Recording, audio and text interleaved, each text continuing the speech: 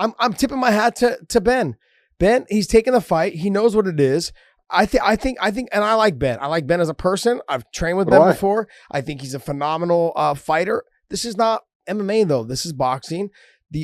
Ben's never been known for his stand-up. It's so funny. I've seen some stuff going around of him like landing right hands on a couple people. And I'm like, it's only one shot, and you got it's all based on someone being afraid that he's taking them down. Yeah, that the other thing as well is that you're not hitting. You're hitting with 4-ounce gloves, and you couldn't drop them, and now you're going to hit with what 8s and 10s, probably 10s. Yeah, 10-ounce gloves. Exactly. It's not going to be the same, and so it's going to be worse. God, thank you. And I want to put this out here as plain as I can. I think Ben Askren was a phenomenal MMA fighter. Yes. A lot of people did not like his style. I looked at him as a guy that, you know what? He is brutally good at what he did. Mm-hmm. His wrestling was so good. You knew exactly what he was going to go for. You knew the things he was going to do. And basically throughout his career, no one could stop it. They knew, and they couldn't do anything about it. It was very Khabib-like if you're looking at the efficiency of what he did with his wrestling. Now, he never had the power of Khabib in his ground and pound. Khabib did different things as far as how he maintained position and all that. But Ben Askren as an MMA fighter was fantastic. He was, I want to say 18-0 when he retired with ONE FC. And then he got the trade and he goes to the UFC and he has the fight with Robbie Lawler. I don't think it should have been a victory. It was more of a no contest for both of them. Robbie did a lot of damage to him. Ben got the choke, but it really wasn't on the way some people thought it was. He got beat badly, by Masvidal in 5 seconds. That can happen to anybody. Flying knee, you're out. That's it. He ends up losing by submission to Maia. And you look and you go, he's had a phenomenal career, but everything that he did in that cage, Josh, you and I both know, was based upon a grappling background and a grappling ability that made people hesitate in trying to do something offensive to him because they didn't want to put themselves in a bad position. That helps make his stand-up even better. Now that he doesn't have that, you can go back and you can watch Ben working out with a lot of people. You can watch him hitting pads. This is not a guy that is a boxer. He's not. He just doesn't. He has no hand speed. He's a great, athlete as far as what he has accomplished, but he is not a great athlete as far as what God has given him. He has made something out of what God gave him beyond what you would have expected. And I know, you can say Jake Paul is a YouTuber and all that stuff.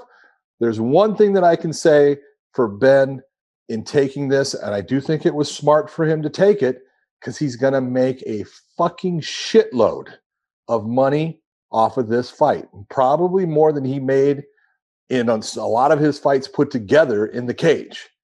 But it's not a good matchup for him. But here's the thing, though. Is he really going to make good money? Absolutely. See, I look at it in a couple ways. I like Ben, and I said that earlier. I like Ben. Ben's not a stand-up guy. It does not favor him at all. It does not favor. And me saying he's not a stand-up guy, I'm taking it like I'm putting it nicely. He's never been.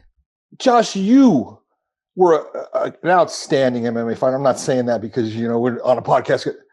You knew the way I felt about the way you fought before, but you weren't a stand-up guy either. No, you were a multi-talented mixed martial artist that used all the elements that allowed what you did to be even better because it was backed by something else, and it always kept people confused and off balance, and that led to what you did being successful. He doesn't have even that. Yeah. Your stand-up throughout your career was light years ahead of Ben Askren's. Yeah. And you're not considered a striker. Yeah. Yeah, I understand that, but I'm going back to the money.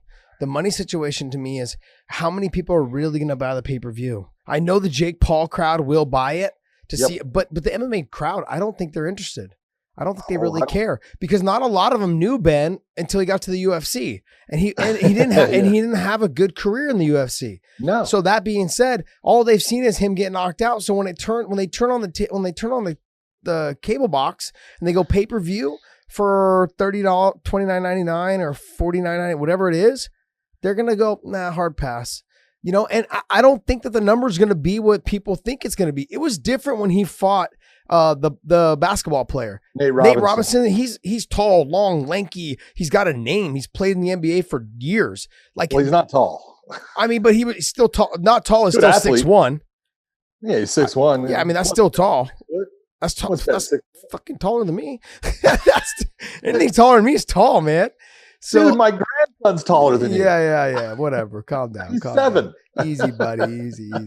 Calm down. But that's kind of, you know what I mean? Like, I think you're not going to get the fans that people think they're going to get based on this fight being put together. And so, like, look, if you would have said Nate Diaz or Nick Diaz in there, it would have just blown up. Huge blown up. I mean, I'm trying to think of other guys that would potentially fight him that, you know, were probably interested in fighting him. I mean, who else was there in that market? Do you know anyone, Dave? I don't follow the guys. I don't really know Dylan Dennis. Oh, well, okay. Let's put this to bed real quick, because that was the number one person that Jake Paul wanted was Dylan Dennis. Yeah. And, you know, and Ben Askren made some statements about that, you know, how pathetic is Dylan Dennis that he won't fight a YouTuber. Dylan Dennis doesn't have the fucking option to fight a YouTuber. He has a contract with a company that said, hey, if you want to do this both ways, then we'll talk about Dylan Dennis doing that. But if they weren't going to go both ways, Bellator was going to say, no, you're not going to do that. We're not going to let you just go box. He didn't even have a choice. Yeah. I do know there was conversation about the fact that Bellator was interested in going ahead to let him fight. Like, hey, if you want to fight, but you're not just going to fight him in boxing, he's going to have to fight MMA. And so that was never an option. You know, Jake Paul just put his tail between his legs and said, no, I don't want that option. You go. Well, baby. let's just be honest. Like, I love it. You can't have this guy running around and spouting off about MMA fighters about how they won't fight him in his sport. Well, why don't you we'll do both ways. Why don't you come over here? They did it in Pride. They did it in Dream.